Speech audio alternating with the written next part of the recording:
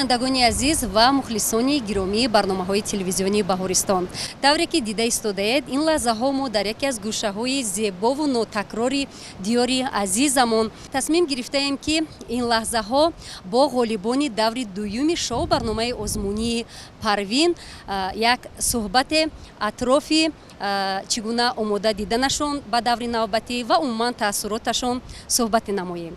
бале, воқеан ин дараи зебоманзари Варзоб аст ва маҷмӯаи фароғатии Диёр. Ба айни замон маъмурияти ин маҷмӯаи фароғатӣ ба мо имкон фароҳам оварданд ки то ғолибони даври дуюм ва иштирокчиёни даври сеюми лоиҳаи Парвинро ба ҳамин ҷо биёрем, доир ба нақшаҳошон ҳарф зананд ва як суҳбати хубу хотирмонӣ дошта бошанд доир ба ҷараёни баргузории шоу барномаи озмунии Парвин. ва ин лаҳзаҳо бинандагони азиз мо ғолибони даври дуюми шоу барномаи озмунии Парвинро ба ҷои суҳбат даъват менамоем то ин ки шумо боз ҳам наздиктар бо ҳар яки онҳо шинос шавед. ва умедворам ки аз суҳбати хубу хушу хотирмон мешавад ҳам барои иштирокчиён ва ҳам барои шумо дар ҳамин гӯшаи зебои Диёр ва дар фасли зебои тобистон.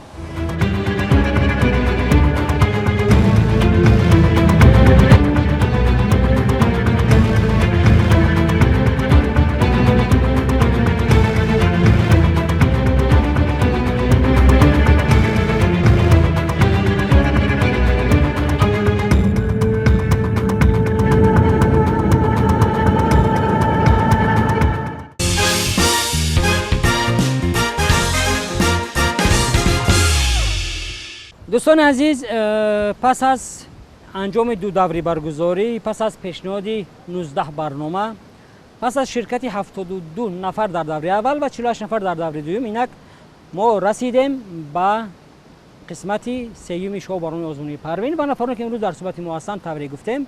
غالبان دوره دوم این ازمون هستند. البته همه اشتراکچیان با سپاه گوناگون شرکت نتوانستند، یعنی از 23 نفر اشتراکچی که در دوره سیوم شرکت می‌ورزند، نفرانی که در ولایت سوخت و ولایت خطران هستند نتوانستند که با انمی صحبت ما بیان و به هر صورت اکثریت در صحبت ما هستند و من باور دارم که هر کدام دایر به تاثیرات خود تبریک گفتیم، دایر به نقشه های خود و اونا که دایر به اون که از پروین چی گرفتند و بهارستان به آنها چی داد، یک صحبت خوب انجام خواهیم داد. سوالی نخستینی ما با همه غالبانی دوری دویمی شو برنامه ازمونی پروین چونین است که آیا نفری از شما هست که هنگامی که لایحه پروین شروع گردید با خواهش خود شرکت ورزیده باشد، چون که اکثریت اشتراکچیانی بودند که با توصیه استادان یا اینکه با توصیه پدر و مادرشان به شو برنامه ازمونی پروین شرکت ورزیدند. یعنی لایحه الک سیم سال است که ادامه دارد و شاید نفری از شما بود که از ابتدا می‌خواست که شرکت ورزد و اکنون این امکانیت برای او فراهم اومد. من مخلصی تلویزیون بهارستان هستم و در رکلام من دیدم که پروین و ازمونی برای نورسان اعلان شد و من با خواهش خودم گفتم در این ازمون شرکت ورزم و با آرزوام رسیدم و به این قله رسیدم و میخواهم فینالیستی این ازمون گردم. و ما میدونیم که قرنالی الک سال دوم است که در شرکت می‌ورزد، نمی‌خونه؟ یعنی سال اول از دوری چندم؟ از دوری دوم افتیده بود، ولی خیلی خوب است که قرنالی رو افتاده نشد. بله. و امروز الک در قطاری نفرانی است که در دوری نیمه نهایی شرکت می‌ورزند. اونا که بودن نفرانی که اونا خیلی رو افتاده میشدن، چی وادار کرد که قرنالی باز دوباره تصمیم گرفت که در این ازمون اشتراک کنند؟ مقصد من این بود که من باید در صف همین غالبان باید جای خود رو در جای نمایان ایستم و حاضر باشد، حالا باشد به مقصد خود رسیدم و بعد میخواهم که بعد غالب آزمون شده گشتنم به کنسرواتوار ملی به نام طلب خوجا ستارов به حیث آوازخوان وجودهای خود را سپارم. بله. و برای نفرانی که نمیدونند یا شاید که تا حاضر آگاهی نداشتند میگیم قربانعلی زاده ناحیه ورزاب است. در مکتب موسیقی ناحیه تعلیم موسیقی گرفته است و من گمان می‌کنم که همین تعلیم موسیقی امکان داد که الک در دور دوم با جرأت باشد. باز کی؟ بله. من سال گذشته به تلویزیون بهارستان آمده بودم همراهی مادرم.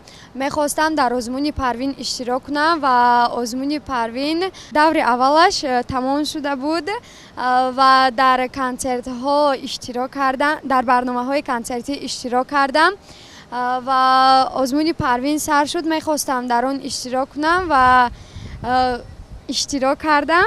شکرانه درست قید کردند. شکرانه همراه مادرشون روزی با اداره برنامه‌های موسیقی آمده بودند و مادرشون گفتند که ما می‌خوایم در شو برنامه آزمونی پروین همین دختر من اشتراک کند. متاسفانه دور اولی شو برنامه آزمونی پروین همون سال برگزار گردیده بود و همون زمان من احساس کردم که شکرانه نفری هست که خواهشی بسیار رقصیدن رو دارد و همین خیلی هم شد که ما یک رقص شکرانه رو تماشا کردیم، موسیقی رو موندن تماشا کردیم و همراه اکای ایوب توصیه دادند که در برنامه های کنسرتی زیادتر اشتراک کند. سال دیگر که شو برنامه آزمونی پروین برگزار گردد باز شکرانه امکان دارد که در این لایحه شرکت ورزد و همین طور هم شد. ما خطا نکردیم. شکرانه رو تلویزیونی بهارستان، برنامه های کنسرتی تلویزیونی بهارستان دستگیری کردند و شکر که شکرانه تا دوری نیم نهایی شو برنامه آزمونی پروین رسیدند و در دور دوم یعنی آزمون امساله رقیب شکرانه ناومد. بله. این گویم یک نوع امتیاز و امکان شد به شکرانه. اوما که دور دوم چه گذشتن از نظر خودت؟ باید رقیب من می اومد، من با آن رقابت میکردم در صحنه و وی ناومد. شکرانه راستش رو گوید، شما از ناآمدن رقیبتون خوشحال شدید یا اینکه غمگین؟ غمگین شدم البته. من میخواستم با وی رقابت کنم.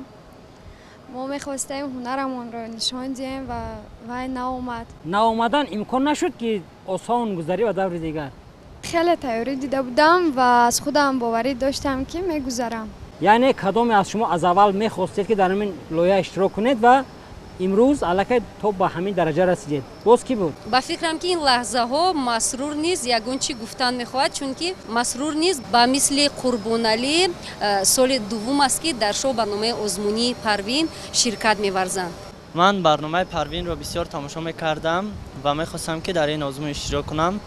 با همراه استادم یعنی رحیم ابوالقاسم مشق کردیم و به تلویزیون بهارستان مراجعت کردیم. سال 2017 بود اشتراک کردم اما در دور دوم یعنی افتیدم و تصمیم گرفتم که باز هم خوبتر تیاری دیده سال دیگر یعنی باز اشتراک میکنم.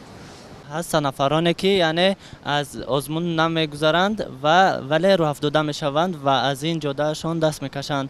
آنها باید یعنی باز هم خوبتر تیاری دیده مهارت خود را باز هم نشان دهند، یعنی استعدادشان را یعنی کامل کنند، باید بسیارتر مشق کنند و دورهای دیگر باز اشتراک کنند. من فکر میکنم که هر یک اشتراک شما در کدام دوره باشد خواهد نخواهد با حیثیت هیجان میگذرد و البته شاید باشند بعضی همون لحظه هایی که از یاد شما نمی رود. کی همین خیلی لحظه های در یاد دارد که جهت شرکت در آزمون پروین از یاد و هیچ وقت نمی رود. شاید یگان با یگان مشکلات روبرو شد، شاید نمیدونم یگان مصلحتی خوب گرفت. وقتی که دور دوم سر شد و من سرود آب رو خوندم، با من دوباره سرود ایلوگی درخواست کردن. وقتی که من سرود استاد شادروان ظفر ناظم رو با حسیات خوندم و با دور دیگر راه یافتم و به خانه آمدم و در آینه نیلگون خودم رو تماشا کردم و دیدم که از چشمانم اشک یاری شد و این اشکی همین از تحت دل این سرود رو من خوندم و چیزی که صمیمی است و حتما تاثیرگذار است، تاثیر میرساند. و یک چیز دیگر بچه‌ها که باور نداشت که در همین موسم این سال آزمون تا به همین دور میرسد. میون شما من وقتی که در آزمون پروین اشتراک کردم با خود باوری نداشتم که از دور یکم و از دور دوم میگذرم به دور سوم و حرکت کردم. هر دوری که من می اومدم فکر میکردم رقابت جدی‌تر می شود، میافتم از دور اول یا از دور دوم حرکت کردم به دور سوم را خود یافتم. و اون که با خود شما هم اشتراک چی داد؟ چی گرفت از این اشتراک تا حاضر؟ اشتراک کردن در آزمون پروین به من یک باوری داد که من میتوانم چی مهنت کنم. به من یک حسیات میبخشد که مهنت کردگی من به من یک ثمره خوب میدهد و جهانبینی و اشتراکچی نورسانی همین و جوانان وسیع میگردد. به ما همین چیزها رو میدهد. ما میبینیم که شما هنگام اشتراک در آزمون ژانرهای گوناگون خواندید، یعنی که بله. هم از روی سپارش داوران هم از اون که با استاد شاید که مشق کردید. اوما که دارید یگان رویه یگان ژانری که محض میخواد که در همون رویه فقط سرود خونه؟ من بسیارتر در همین ژانر استرادی سرود میسرایم. فقط از دور یکم بود از مقدس نبی و دور دوم باز از مقدس نبی و خواندم. اکنون حرکت میکنم باز از یگان سراینده های دیگر در ژانرهای دیگر. این لحظه من میخواستم که فرخنده بانو تاثیرات خود رو کمی با ما گویند. هنگامی که ما با فرخنده نظر میکنیم یک دختره که به نهایت شرمگین و با تمکین به نظر میرسد، ولی هنگامی که سرود میخواند در صحنه خیلی آزاد است و صدای خیلی فورم و دلچسب نیست دارد. و گمان نمیکنید که همین خیلی دختره که آرام یک صدای خیلی قوی داشته باشه؟ بله، مرحمت.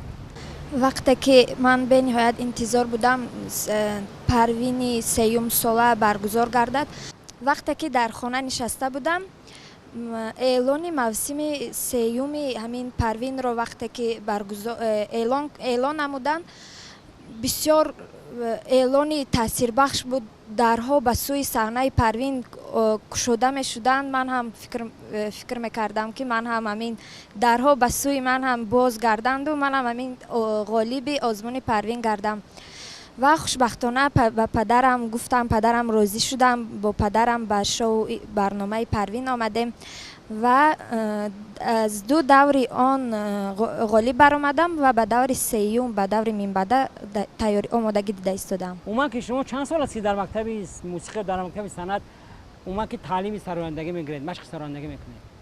3 سال، همگی 3 سال. پیش از این شما در یگان لایحه‌های بزرگ شرکت ورزیده بودید؟ نه، وقتی که به پروین اشتراک نمودم بعد در آزمون اندلب 2018 و تاجیکستان وطن عزیز من اشتراک نموده در آنها نیز غالب برآمدم. یعنی که هنر شما رو لایحه پروین به همگان معرفی کرده توانستم این طور؟ بله. وقتی که به پروین به شو برنامه آزمونی پروین شرکت ورزیدم، الکی راهی من به سوی همین صنعت گشوده گردید و من به ترس و به هیجان توانستم به دیگر آزمون ها نیز شرکت ورزم. به نهایت فرخنده آرامانه صحبت میکند. برای همین تقویت همین گفته‌ها ما می‌خواستیم که شاید از یگان سرود دوستش یک چند مصرع خواند و امکانات های صدای خود را نشان دهد که مثلا در همین فضای گشوده میتوانند که چقدر خوب سرانجام کنند. ای چهره زیبای تو، رشکی بوتانی آذری، ای چهره زیبای تو، رشکی بوتانی آذری، هر چند وصفت میکنم لیکن از آن بالاتری، هر چند وصفت میکنم لیکن از آن بالاتری، تو از پری چابوک تری و از برگ گل نازک تری، و از هر چی گویم بهتری، حقا عجایب دلبری، و از هر چی گویم بهتری، حقا عجایب دلبری. و معلوم است که فرخنده در سمت مقام سرایی تمرین میکرد و این خیلی جاده خیلی دشوار هم است. من باور دارم که در درهای دیگر نیز میتواند که قائل کند و جواب میخواستم که نوازنده ها بعضی اندیشه‌شون رو گپ زنند، چون من میدونم که هر کدام شما در کدام ژانری باشید یک جهت خیلی خاصی خود رو داره که تو با همین دوره رسیدید. مرحبا.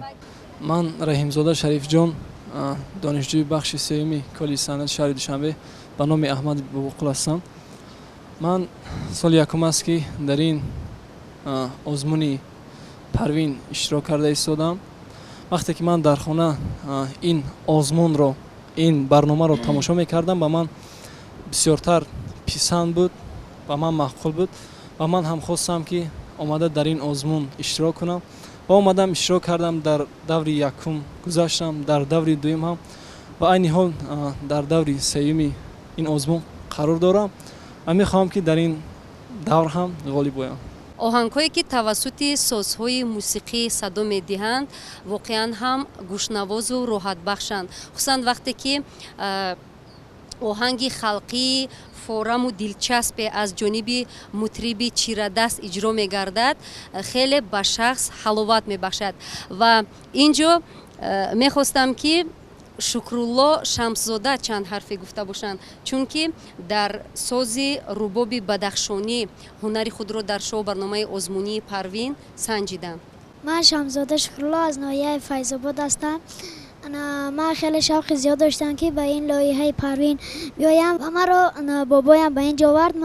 ман мехостам ки аз ҳамаи даврҳои Парвин гузарам ва ҳоло ман аз даври якум ва дуюм гузаштам.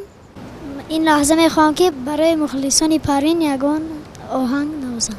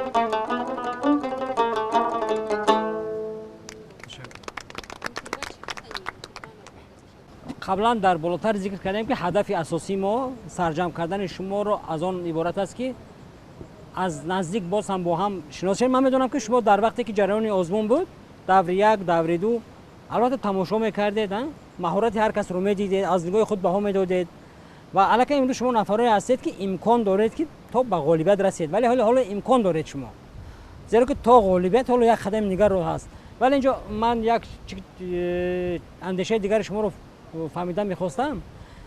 ман мебинам ки аллакай аксари шумо албатта ба нафаре таваҷҷӯҳ доред, хо ба навохтан, хо ба сароидан, хо ба рақс ва ҳамин гуна шуд ки шумо хостед ки ба ягон нафар ё дуэт сароед, ё ки ду нафар ягон оҳангро навозед, ё шояд ду нафар ё се нафар таҳти ягон оҳанг рақс кунед. ҳамин гуна ягон чиз ба шумо пайдо шуд.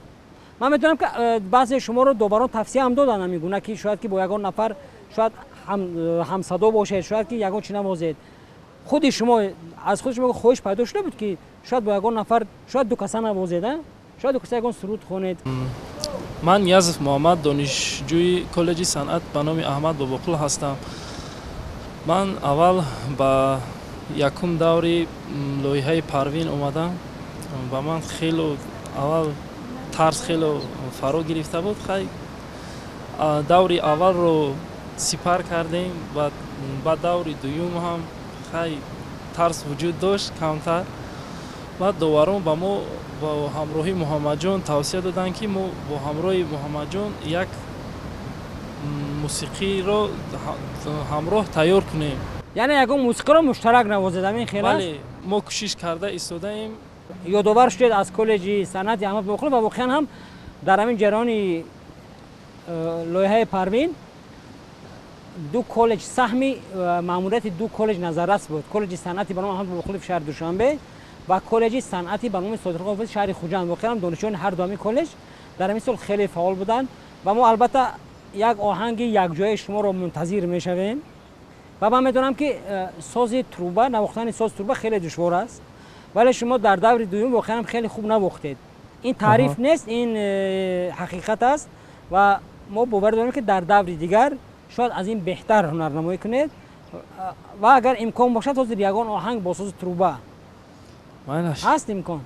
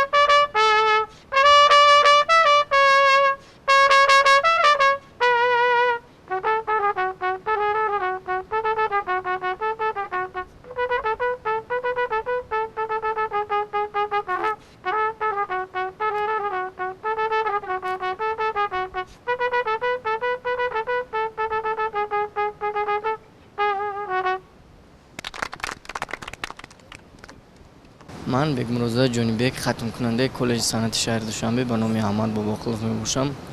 روز برنامه پروین در فیلارمونی دولتی میگذشت. من در همونجا با همراه همکارانم نوازندگی در پس صحنه بودیم و می نواختیم و در همونجا آرزو میکردم که میشده باشه از روزی که من هم به همین برنامه لوحیه پروین رفته اشتراک ورزم و همین آرزو رو کرده بودم.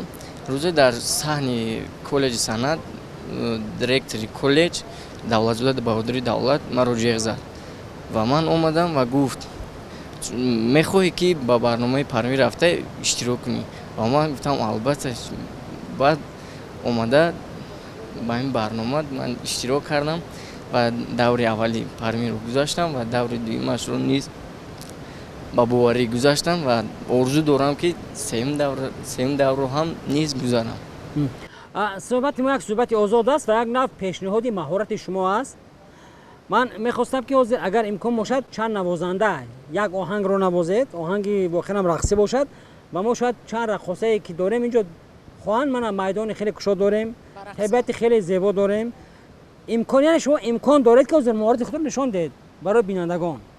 هست امکان؟ هست. اگر امکان باشد نوازنده چند نفر در یک جشنه، چون باید که با هم باید جور باشن و صدای اسباب ها.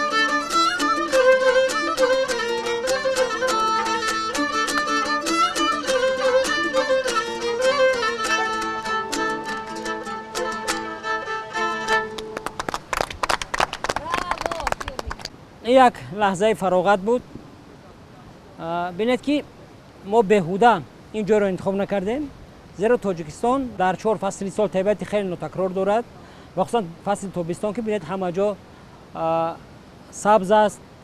بینید چقدر آب‌های روان داریم، آب‌های مصفا داریم و ما از پروین به دیگر سمت میگذریم. گفتم که تاجیکستان منظرهای خیلی زیادی نوتکرار دارد که امکان یافته به یگان موضع سیاحی باشد یا موضع تاریخی باشد یا یادگاری تاریخی باشد سیاحت کرده تاثیرات برداشته است. کدام از شما کی به کجا سفر کرد؟ تاجیکستان خیلی کشوری زیبا، منظره های خیلی خوب، باد و هوای خیلی تازه دارد. البته من به خیلی شهرها سفر کردم، تماشا کردیم، دیدیم، ولی باد و هوای تاجیکستان با دیگرتر است. به بدخشان سفر کردم، به پنج، به خوجند. باد و هوای بدخشان خیلی زیبا، منظره های زیبا دارد. از آنجا ما خیلی چیزهای خوب را از خود کردیم، رقص های بدخشی را از خود کردیم. آدم های خیلی مهمان دوست و مهمان نواز بودند، با ما خیلی خوب رفتار کردند. به خوجند رفتیم. خوجند هم یکی از شهرهای پیشرفته تاجیکستان می باشد که از دیگر دولت ها به تاجیکستان ما توریست ها سفر می کنند، از باد و هوای تاجیکستان عزیز ما بهره می برند. و واقعا هم سال از سال شماره سیاحان طبری گفتید خیلی زیاد می شود. باز که تاثیرات دارد کی به کجا رفت؟ خیلی که من جوانی قید کردند، من هم از جمله به شهر ایسار سفر نمودم و از قلعه ایسار با خبر شدم و از نزدیک با چشمون خود دیدم و فهمیدم که خلق تاجیک تاریخی خیلی دور و دراز داشته است و هنرهای گوناگونی قدیمه داشته است و به خود بهره گرفتم و باز به شهر نورگ رفتم به استراحت. بسیار شهرها دارد تاجیکستان و خواجه آبیگرم از جمله و ارزاب در ارزاب ما است و از آنجا از دیگر دولت ها به آب شفای آن برای طبابت می آیند و شکر میکنم که من شهروندی تاجیکستان هستم، در تاجیکستان استقامت میکنم. من از شهر نورگ هستم، هر بار به شهر دوشنبه می آیم، به آثارخانه ملی رفته آنجا را تماشا میکنم و باغ‌های شهر دوشنبه را هم تماشا میکنم. خیلی باغ‌های زیبا دارد و شکر میکنم که من از این تاجیکستان هستم. من هم از پشت هنر صنعتی استعدادیم به بسیار جاها سفر کردم و گشتم و دیدم و میدونم که تاجیکستان ما مملکت زیبا، آباد، دلارا، دلکشا و باد هوای خوب هم دارد و من از ناحیه فیض‌آباد میباشم که ناحیه فیض‌آباد شمال‌های عجیب بهترین دارد که در فصل تابستان بهار تابستان وقت در این فصل‌ها به ناحیه فیض‌آباد میروی، شمال‌هاش وقتی میوازد حلاوت بخش است. واقعا هم تاجیکستان کشوری است که با طبیعت زیبا و نوتکرارش، با آب‌های مصفایش، با گل و گیاهای شفابخشش در تمام دنیا مشهور گشته است و این دیار بهشت‌آسا برای هر یکی ما عزیز است، چون که این سرزمین دلستان و آرزو و ارمان ماست و تاج ما تاجیکستانیان است و شما بچه های عزیز، شما تنها با هنر و استعداد خود می توانید که معرفگری این کشوری عزیز، این دیاری عزیز باشید. واقعا هم حلیمه خیلی درست قید کرد. اگر از یک طرف تاجیکستان رو طبیعتش مفتون کننده باشد، از طرف دیگر هنرهای مردمی و بخصوص صنعتکاران و ورزشکاران و دیگر هنرمندانی که واقعا هم هنری خوب دارن میتوانند که معرفگری تاجیکستان باشند و از جمله امروز شما امکان دارید که همین امکان رو دارید که با سایقل دادن هنری خود توانید که تاجیکستان رو در دیگر جا معرفی کنید و از سوی دیگر لایحه پروین هم محض به همین خاطر است که یعنی هنری نورسان رو سایقل دهد. اگر اون نفرانی که از دورهای دیگر دورهای یکم دوم نگذشتن، این بر آنها یک نوع درس است، یک نوع هوشدار است که آنها اگر از بالای خود کار کنند و آنها اگر توانند که هنر خود را سایقل دهند، حتما میتوانند که هر کدام آنها میتوانند که در ساحه خود البته یک نفری نامدار، یک نفری مشهور و یک نفری معرف کننده تاجیکستان باشند. و من میبینم که چند نفر دیگر اولو تاثیرات خود نگفتن، از جمله شاه جهان اینجا اشتراکچی از همه خردسال ما شبنم خیلی خاموش است. مرحمت مطربه. من اولیمова مطربه میباشم و در انسامبل جمهوری لال طول 6 سال میشود که مشق مینمایم و وقتی که اپای من کبریو اولیمova در همین آزمون اشتراک نمودند و غالیب برآمدند و با من هم شوق برآمد که منم به مثل اپام در همین آزمون غالیب برایم. برای همین منم در همین آزمون آمدم.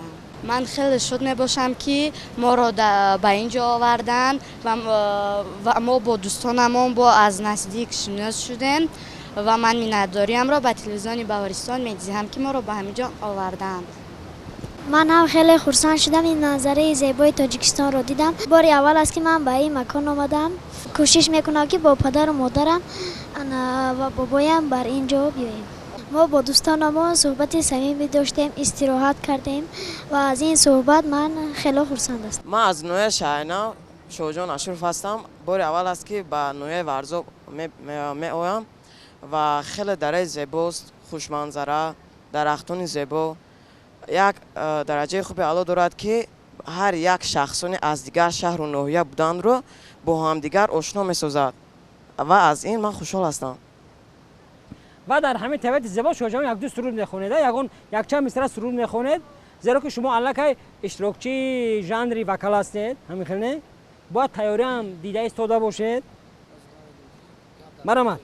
نوری دو چشمان ای مادری جان، هم کعبه دل هم نوری ایمان، هم گنجی خانه ماهی یگانه، مادرم ای جانی جانم، نوری چشمانم هرگز نبینی درد و غم، جان مهربانم، مادرم ای جانی جانم، نوری چشمانم هرگز نبینی درد و غم، جان مهربانم. از نوسازی باغ و گلگشت‌ها، استراحتگاه‌ها و با این وسیله مهیا намудани شرایط ارزنده برای استراحت و فراغت ساکنان و مهمانان پایتخت باعث خرسندی هر یک شهروند تاجیکستان است. واقعا هم تاجیکستان کشوری زیباست و موضع‌های خیلی تماشاباب دارد و تماشابینان عزیز چنانه که دیده ایستادید، ما این لحظه ها در یکی از گوشه‌های زیبا و نوتکراری دیارمون قرار داریم، صحبت نموده ایستادیم و فراغت کرده ایستادیم. و این لحظه میخواستم که قربانعلی یک سرود تاجیکستان رو بهر فراغت ما و شما بینندگان عزیز اجرا نمایند.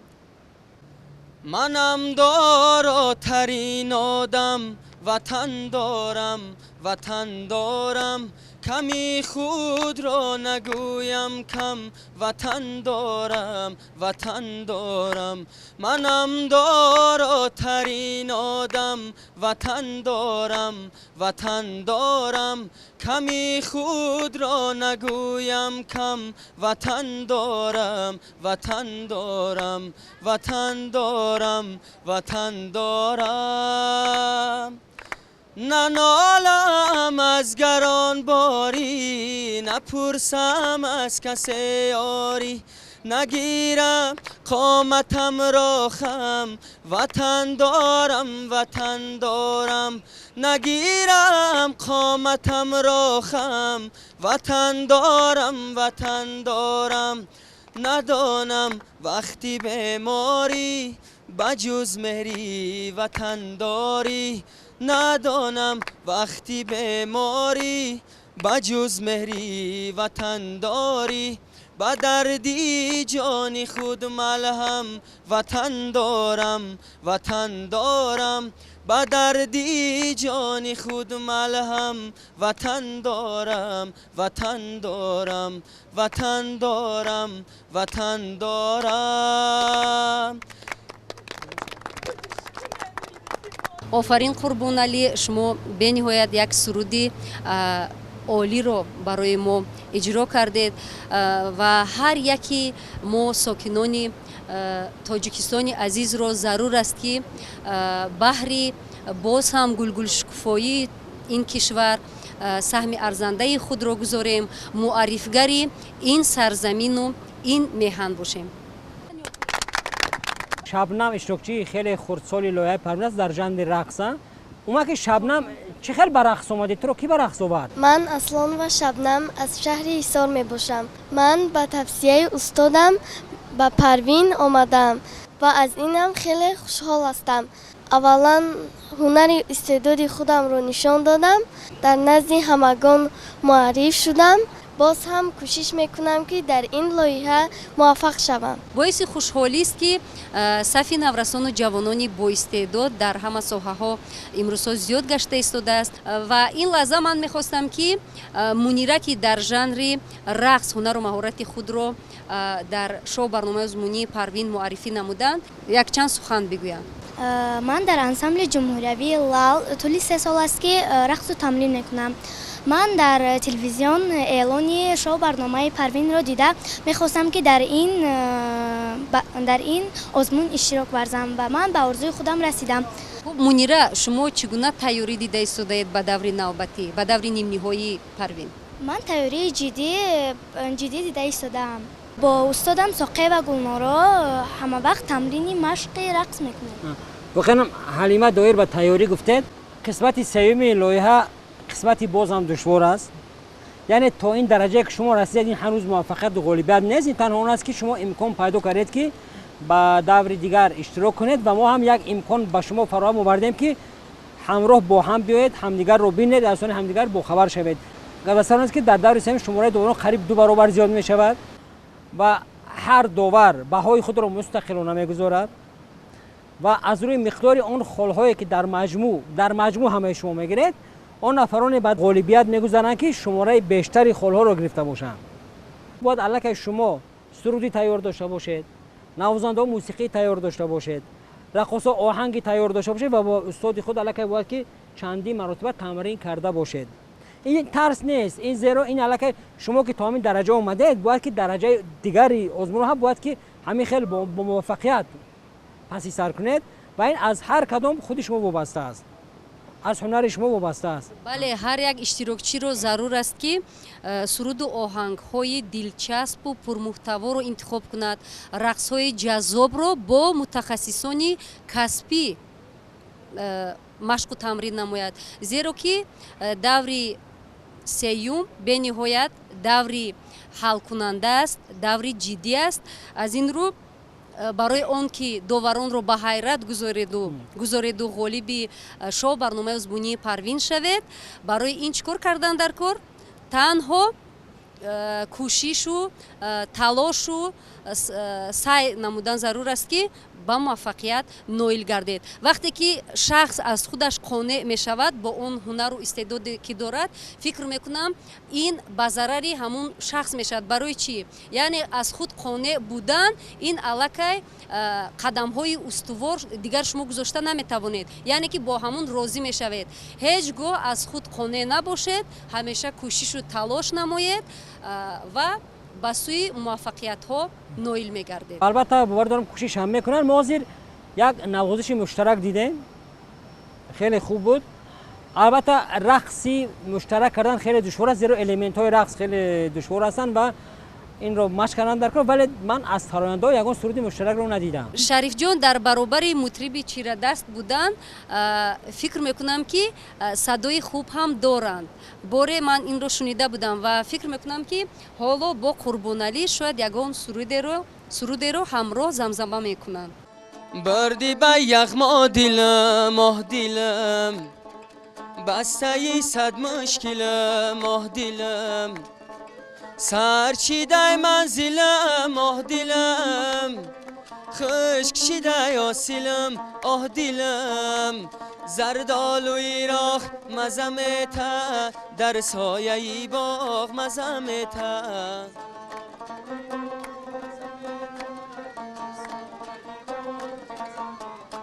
یه در دلی داغ مزمتا مانندی انار مزمتا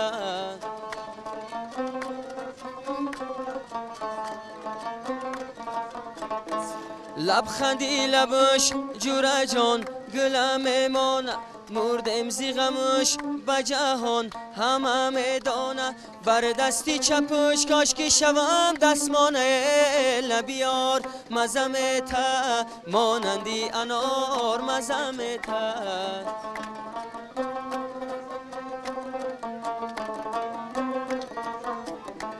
یه در دلی داغ مزم تا مانندی انار مزم تا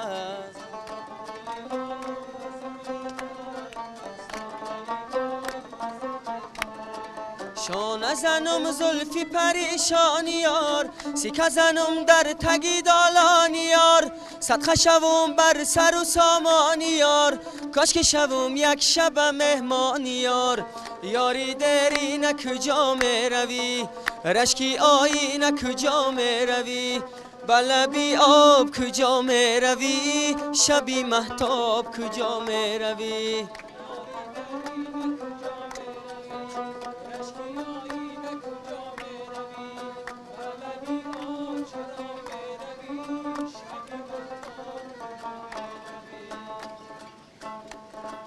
کلفی دری خانه ای تو محکمی دا دلی ما کلفت و درد و غمی هرچی کنم یا نکنم آدرخ آبی دری خانه را قدرش کمی یاری دری نه کجا می روی رشکی آیینه کجا می روی بلبی آب کجا می روی شبی مهتاب کجا می روی یاری دری نه کجا می روی رشکی آیینه کجا می روی بلبی آب کجا می روی شبی مهتاب کجا می روی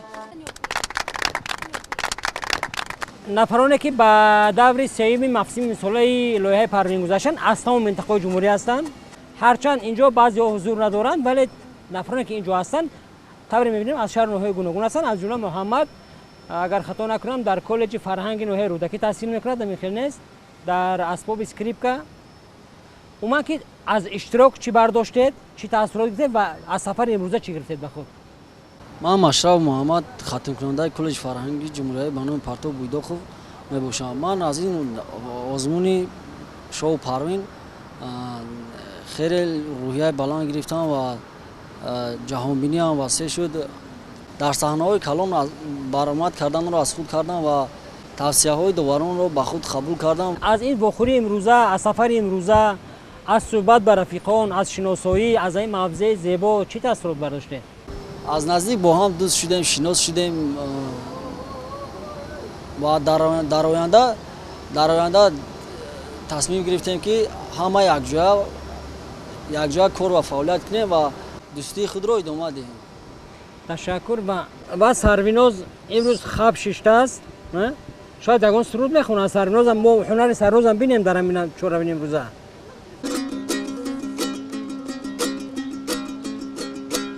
ای فرزندی بهارانی گل افشانم منه ای پایوندی نیهالانی گلستانم منه جان ای آب و گلی من نباشد از پشتای پس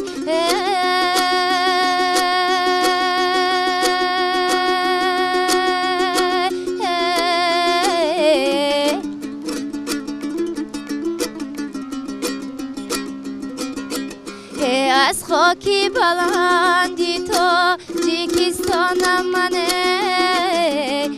از خاکی بلندی تو جیکستانم منه از خاکی بلندی تو جیکستانم منه.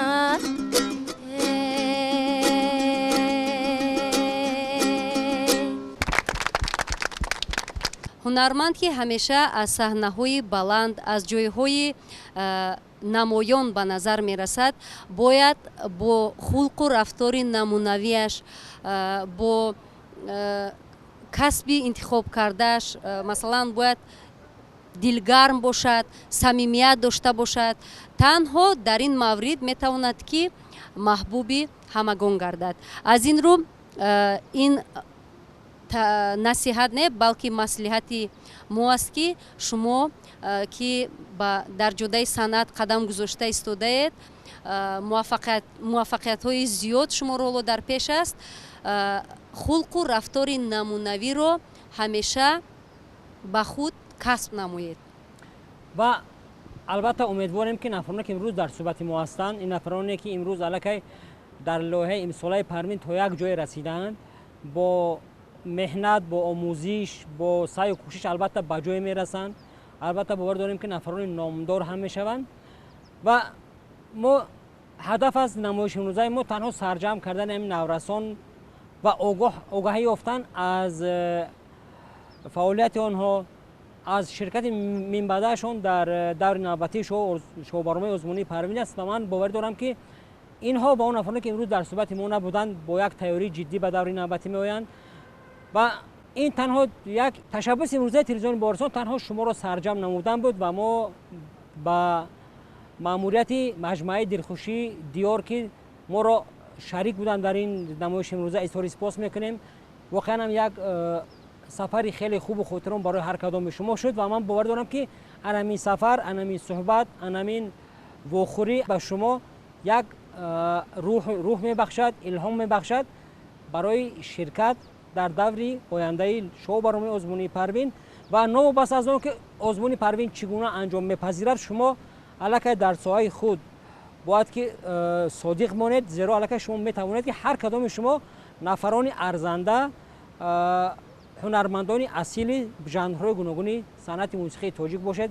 як чизро қайд кардан мехостам ки новобаста аз оне ки ҳар як иштирокчии шоу барномаи озмунии Парвин дар даври навбатии ғолиб меояд ё не, инро танҳо вақт муайян месозад.